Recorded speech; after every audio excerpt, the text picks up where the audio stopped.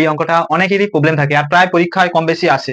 তো গণিতটা কি বলেছে দেখো, যে স্বামী স্ত্রী ও সন্তানের 3 বছর আগে গড় বয়স 27 বছর ছিল এবং স্ত্রী ও সন্তানের 5 বছর আগে গড় বয়স 20 বছর ছিল। স্বামীর বর্তমান বয়স বের করতে বলেছে।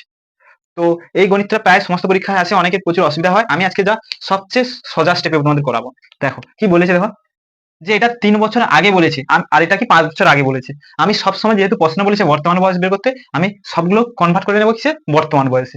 তাহলে বর্তমান বয়সে কনভার্ট করে নিলাম, আমি একে শর্টে লিখে নিলাম। ধরো স্বামীকে হচ্ছে ধরো হাজব্যান্ড প্লাস স্ত্রীকে ওয়াইফ প্লাস সন্তানকে সন লিখে দিলাম। এটা দেখো টোটাল দেখো ধরে নাও যে 3 বছর আগের বয়স গড় বয়স ছিল কত, 27।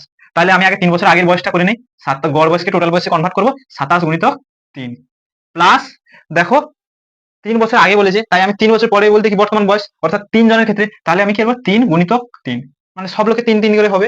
তো এটা ক্যালকুলেশন করে নাও, ক্যালকুলেশন করে নিলে হবে দেখো 27 3 7 21 81 প্লাস 3 3 9, 81 9 90 অ্যান্সার।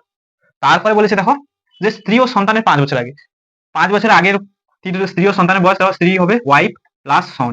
তাহলে 5 বছর আগের বয়স কত ছিল দেখো, বলেছে গড় বয়স 20, তাহলে টোটাল বয়স কত হবে 20 গুণিতক কতজন, 2 জন, তাহলে 2 প্লাস দেখো 5 বছর আগে থেকে বর্তমান বয়স কনভার্ট করতে হলে হবে 5 গুণিতক 2। 5 বছর পরে বর্তমান বয়স যেটা 5 গুণিতক 2, 2 জন আছে বলে 2 গুণ করে দিলাম, দিয়ে 20 দিয়ে 40 প্লাস 5 দিয়ে 10 সমান 40 প্লাস 10 50। এবারে দেখো খুবই ইজি, দেখো এখানে বলছে স্বামীর বয়স, এখানে দেখো স্বামীর বয়স আছে, এখানে স্বামীর বয়স নেই, তাহলে এটা থেকে এটা বিয়োগ করে দিলে তুমি পেয়ে যাবে 90 মাইনাস 50 সমান হবে তোমার অ্যান্সার হবে 40। খুব ইজি ভাবে হয়ে গেল। আর এই সব গণিত প্রায় সমস্ত পরীক্ষায় পড়ে। আর এই সমস্ত ভিডিও পাওয়ার জন্য চ্যানেলকে অবশ্যই সাবস্ক্রাইব করে রাখো। আর ভিডিওটি ভালো লাগলে অবশ্যই একটা লাইক করে দাও।